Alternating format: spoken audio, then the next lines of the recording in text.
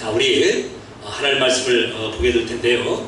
우리가 신앙생활 하면서 꼭 잊지 말아야 될 그런 단어가 있습니다. 앞으로 그런 단어에 대해서 더 설명을 드릴 텐데요. 이 단어 우리가 앞으로 몇 주 동안에 상고할 말씀입니다. 왜냐하면 이게 바로 성경 말씀이 다 응축되어 있기 때문에 그렇습니다. 자, 꼭 기억해야 될 단어 두 가지가 무엇이라고 그랬죠? 칭의와 성화입니다. 한자니까 우리가 다 생각하면 돼요. 칭하다, 의롭다고 칭하다, 의롭다고 선언을 받다. 그게 바로 칭의입니다. 성화는요, 거룩하게 변화되는 것. 이게 바로 신앙생활에 참으로 중요한 내용입니다. 자, 그래서 칭의는 의롭다고 선언을 하는 겁니다. 하나님께서 너희는 의로워 라고 하는 것을 칭의라고 합니다. 하나님 쪽의 선언입니다. 재판장으로서 우리가 재판장에 있는데 무죄, 이걸 바로 칭의라는 겁니다. 의롭다는 거예요. 자, 성화는 무슨 뜻이라고요? 거룩한 모습으로 자라나는 거, 변화되는 겁니다. 이 두 가지가 다 있어야 되는 겁니다. 왜요? 칭의는 출발점이고 성화는 이제 그것을 우리가 자라는 과정이 되기 때문에 그렇습니다. 자, 그래서 지난주에 말씀드린 내용이지만 한 번 더 말씀을 드리고, 이 부분은 너무나 중요하기 때문에 왜요? 그냥 알고 있어야 됩니다. 구구단을 하듯이 알고 있어야 돼요. 이것은 뭐 어떻게 내가 뭘 한다 그런 게 아니에요. 헌금한다, 기도한다 하는 게 아니라 이건 어떻게 해야 된다고요? 알아야 되는 거예요. 그래서 예수님을 믿는 것과 아는 것에 하나가 되라. 오늘 말씀에 그런 부분 나오잖아요. 그러니까 알아야 될 내용이 있는 거예요. 우리는 아는 것보다 어떤 걸 더 좋아해요? 하는 걸 좋아하잖아요. 하는 거. 이것도 하고 저것도 하고. 그러나 사실 참 중요한데 알 부분들이 정리가 안 되면 자칫 잘못하면 딴 동네에 자꾸 가서 앉아요. 여러 차례 말씀드렸죠. 우리 같이 여러분들 다 아시잖아요. 신앙생활 하셨던 분들이 딴 동네 가시면 다 뭐라 그래요? 그 믿음 좋았던 사람들이 다 왜 저기 갔대? 예, 믿음이 좋은 게 아닙니다. 알 것을 알지 못하니까 사실은 우리가 봤을 때 뭐 하는 것 같지만 믿음 좋은데 왜 딴 동네 가 있어요? 자, 그래서 이제부터 확인해 보겠습니다. 칭의는 무엇인가? 의롭다라고 선언하는 건데 한마디로 봅니다. 하나님께서 재판에 합격! 죄인인 줄 알고 세워놨는데 무엇은 선언이 나왔어요? 무죄 선언이 나온 겁니다. 죄의 반대가 의니까, 의의 반대가 죄이기 때문에. 그래서 그냥 합격이라고 말하는 거예요. 하나님 앞에서 너 죄인이야, 그건 불합격이고요. 너 합격, 그러면 의인이라는 뜻이거든요. 너 의롭다 하나님께서 선포하시면 그게 바로 칭의가 되는 겁니다. 그래서 합격 선언을 받는 겁니다. 칭의는. 자, 그런데 이건 우리의 신분을 말하는 겁니다. 우리 모두는, 아브라함도 저도 여러분도 사도 바울도 전부 다 하나님 앞에서 합격, 의, 무죄 이런 칭의를 선언받습니다. 그래서 이 신분은 다 동일합니다. 저나 우리 권사님이나 우리 은찬이나 다 동일해요. 어떻게 해요?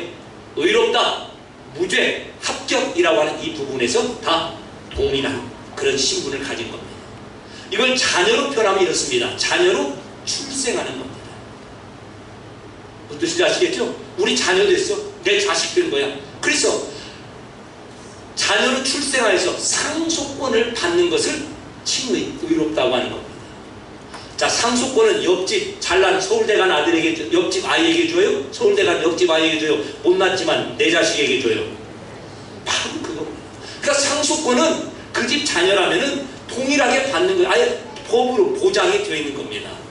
자, 그래서 칭의는 누구의 사역인가? 예수님의 사역입니다. 마치 자녀로 출생시키는 그 사역은 자식이 지가 잘해서 출생돼요? 부모님이 낳아줘서 출생하는 거예요? 부모님이 전적으로 낳아주는 거잖아요. 그런 것처럼 우리를 합격, 너는 의롭다, 무죄야, 너는 내 자녀야, 내가 너를 낳았어 라고 하는 것은, 그래서 너는 하나님 나라의 상속권이 있는 거야 라고 하는 것은 다 전적으로 누구의 사역이에요? 예수님의 사역입니다. 그러니까 내가 할 일이 있어요, 없어요? 없지요. 근데 우리는 이걸 가지고 고민하는 거예요. 내가 어떻게 하나님의 자녀가 되지? 어떻게 하나님의 자녀가 돼요? 예수님이 나를 낳으시면 되지. 우리를 예수님을 통해서 낳아놓으셨기 때문에 이 자리에 있는 거예요. 그래서 우리가 우리 자녀를 낳아놓으니까 엄마 아빠 부르지, 엄마 아빠라고 부르니까 낳아줘요? 말도 안 되잖아요. 성경은 그렇게 말하는 겁니다. 너희가 어떻게 너희 속에 하나님을 아버지, 예수님을 주님으로 부르는 줄 알아?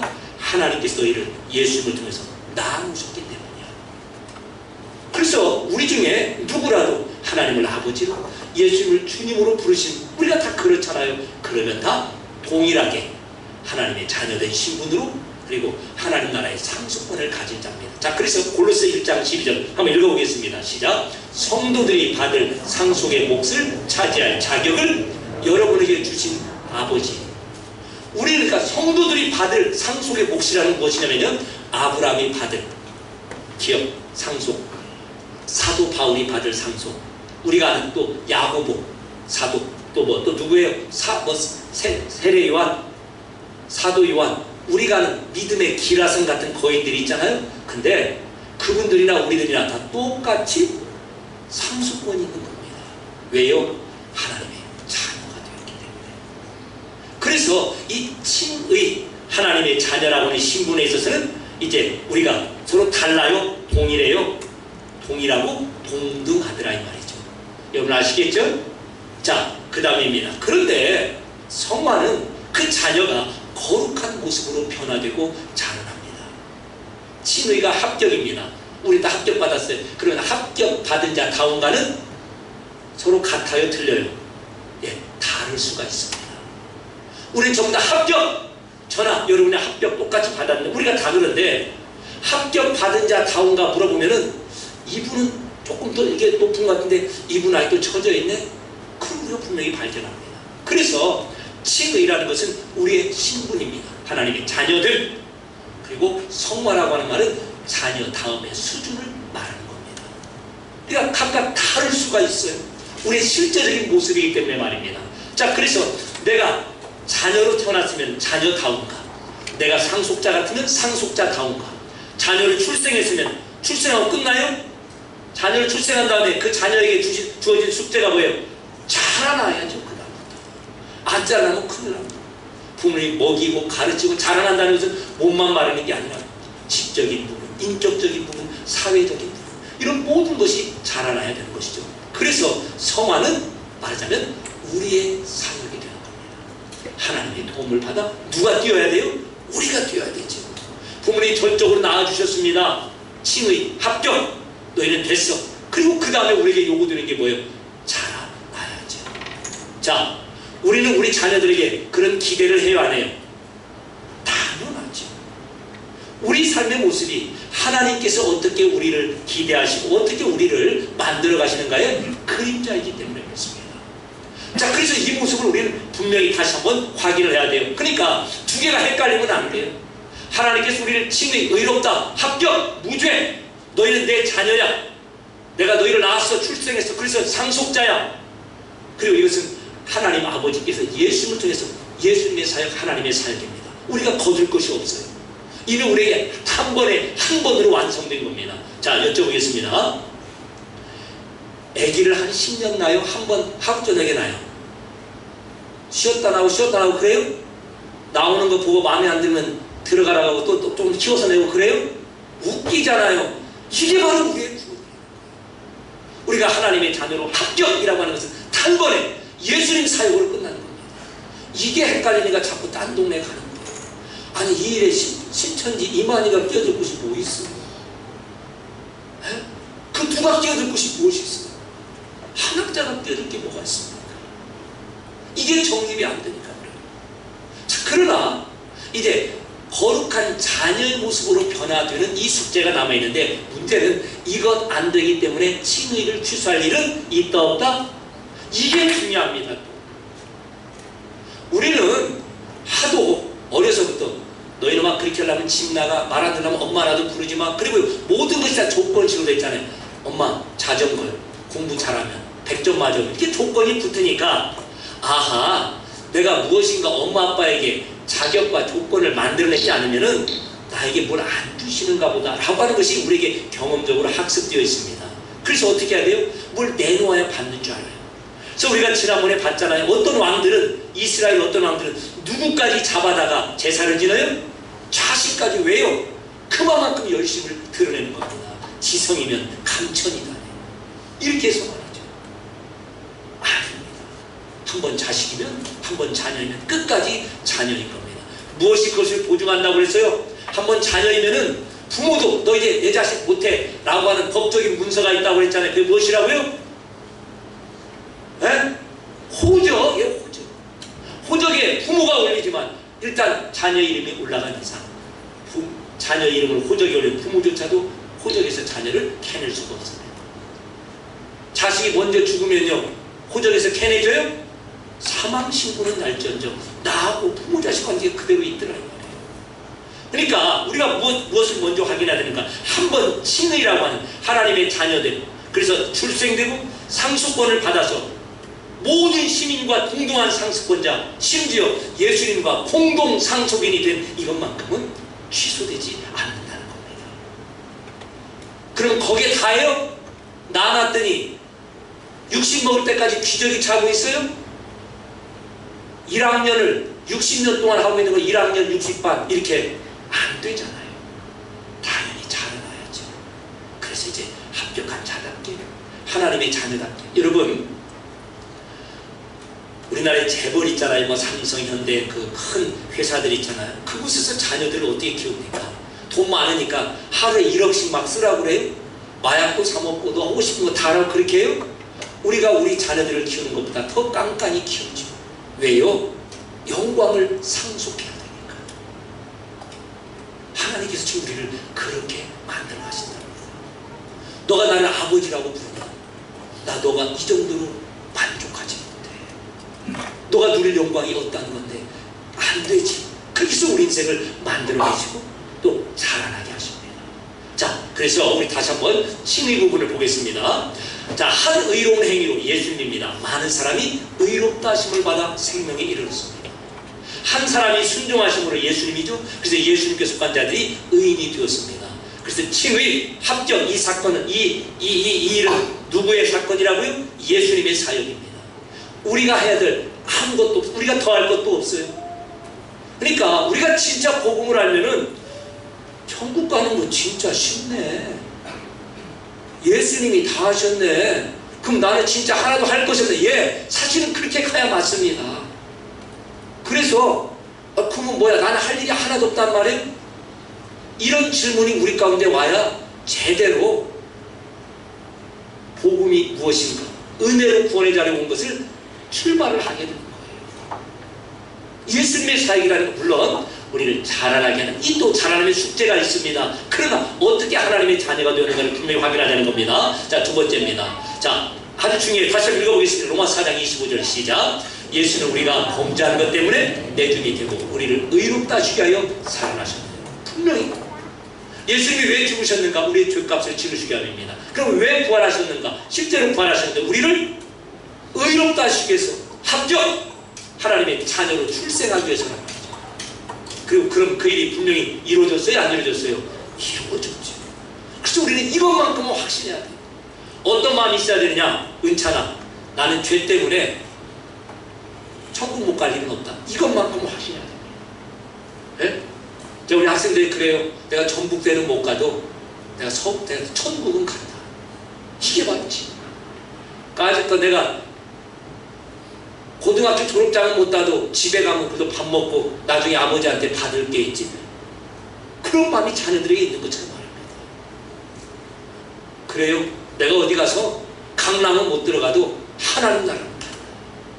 왜요? 예수님이 그 목적 때문에 살아나셨기 때문에. 정말 중요한 말씀입니다. 왜 죽으셨는가? 죄 때문에. 왜 부활하셨는가? 우리를 의롭다, 합격, 출생시키기 위해서 그래요. 그걸로 끝나는 거예요. 어떤 경우도 흔들리지 않는 여러분 되시기를 주님의 이름으로 축원합니다. 자, 우리 한 번 더 보겠습니다. 그래서 예수 그리스도의 몸을 단번에 들이심으로 말미암아 우리가 그래서 거룩함이 바로 의와 같습니다. 죄의 반대가 의고 또 죄의 반대가 거룩이기 때문에 완벽한 거룩을 얻었다는 거예요. 무슨 뜻인지 아시겠죠? 자, 그래서요.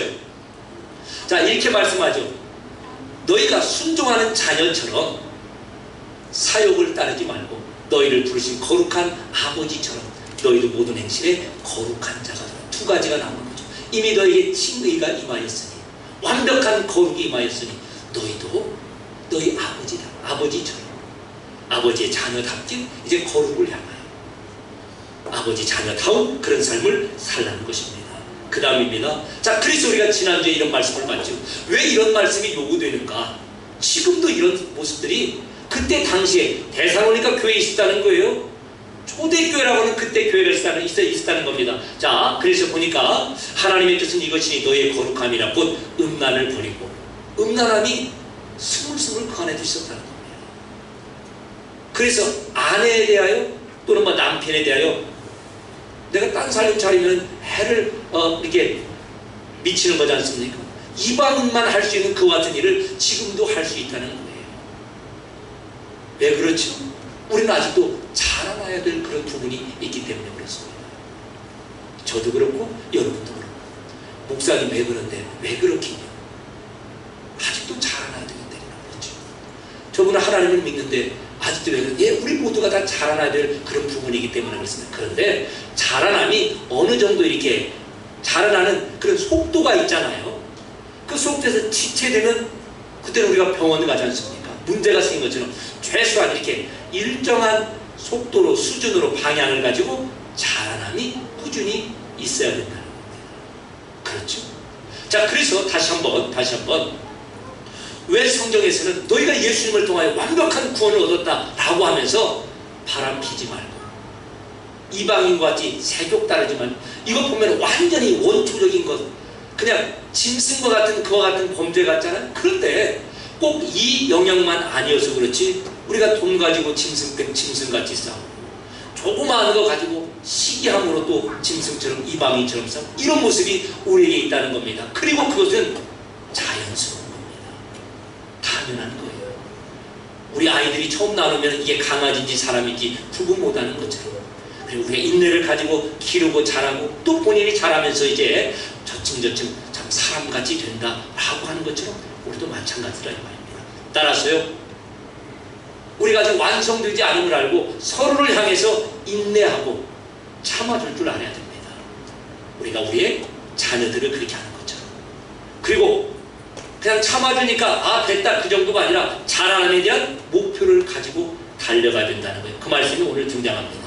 자, 우리 한번 같이 읽어보겠습니다. 시작. 우리가 다 하나님의 아들을 믿는 것과 아는 일이 하나가 되어 온전한 사람을 이루어 그리스도의 장성한 분량이 충만한 데까지 이르느니, 이는 우리가 이제부터 어린아이가 되지 아니하여 사람의 속임수와 간사한 유혹에 빠져 온갖 교훈의 붕괴를 빌려 요동하지 않게 하려 합니다. 오직 사랑 안에서 참된 것을 하여 범사에 그에게까지 자랄지라. 그는 머리니 곧 그리스도시라. 자, 어떤 말씀이 나와요? 우리가 믿고 아는 일에 균형을 맞춰서 어떻게 해요? 온전한 사람이면 성숙한 사람을 말합니다. 완벽하다는 뜻이 아니라 성숙한 사람이 되어야 돼. 그래서 어린아이가 나오는 거예요. 계속해서 어린아이의 자리에 있어서 신앙적으로도 조금 이런 말 하면 훅 흔들리고, 또 감정적으로 좀 이렇게 하면 훅 흔들리고, 무슨 한마디 들으면 또 어쩔 줄 모르고 이러지 말라는 겁니다. 그래서 어쨌든 어린아이와 같은 자리에서 자꾸만 장성한 사람, 성장한 사람까지 자라나는데, 우리 자라남의 목표가 어디예요? 머리 대신 예수님이라고 하는 겁니다.